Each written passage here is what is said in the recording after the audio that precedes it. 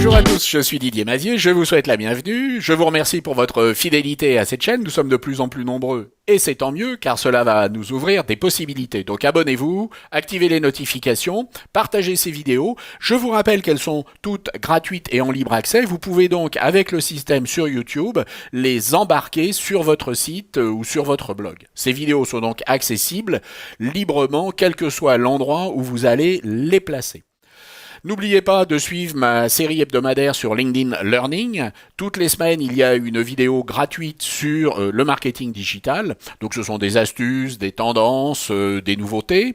Et puis bien entendu, la formation sur les nouveautés de Photoshop 2020. Cette semaine, nous allons nous intéresser à la réalisation d'un reflet dans une vitrine. Alors, le reflet n'existe pas, la vitrine n'existe pas, nous avons donc juste deux photos, la photo de cette personne et puis la photo de la ville dans laquelle elle est censée se trouver. Il y a un certain nombre de calques, mais vous allez constater qu'on va faire ça très rapidement et très simplement, en prenant néanmoins quelques précautions qui vont vous permettre d'être réaliste. Alors, mettons-nous au travail dès à présent. La première précaution à prendre est d'avoir une image de base qui soit suffisamment dense pour que le reflet puisse apparaître sur ce fond. Si effectivement c'est trop clair, vous aurez un effet qui ne sera pas réaliste. Ensuite, votre reflet va se trouver être à l'envers puisque c'est un reflet dans une vitre. Nous allons donc prendre l'image de cette ville.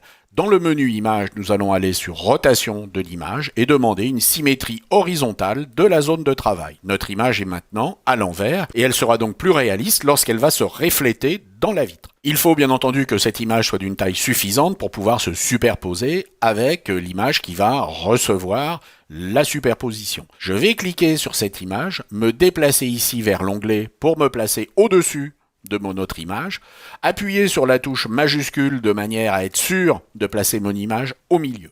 Si je réduis avec Alt et la molette de ma souris et que je fais un petit CTRL-T, vous voyez que l'image de ma ville est beaucoup plus grande que l'image qui va recevoir le reflet. Je peux donc la redimensionner comme je le souhaite.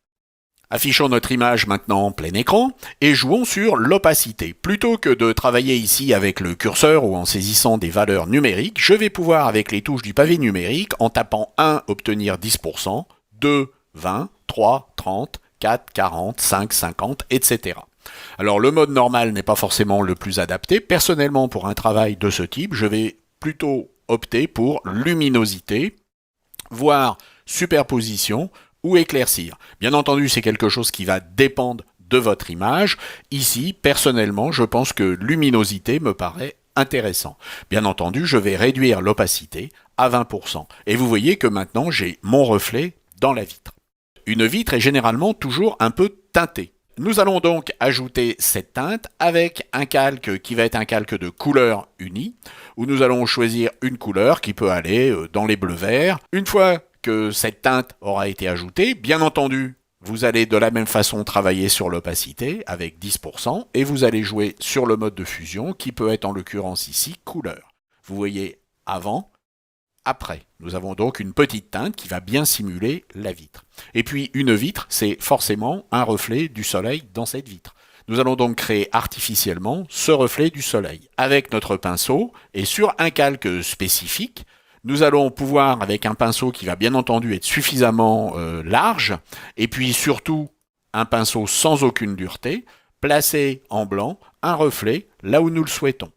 Ici, le reflet ne m'intéresse pas énormément, je préfère le déplacer sur la droite. Vous voyez que nous avons donc obtenu maintenant notre image avec notre reflet, une teinte dans la vitre, et puis le reflet du soleil dans cette vitre. Il ne vous reste donc plus qu'à ajouter un texte. Ce texte, bien entendu, je l'ai préparé. N'oubliez pas que vous pouvez également travailler avec ce texte sur les modes de fusion et également, pourquoi pas, l'opacité. Vous voyez donc en travaillant avec les modes de fusion, avec l'opacité, nous avons pu très rapidement créer un effet réaliste de reflet dans une vitre de manière à donner de la perspective et puis du caractère à cette image. J'espère que cela vous a intéressé et puis je vous dis à la semaine prochaine. Au revoir.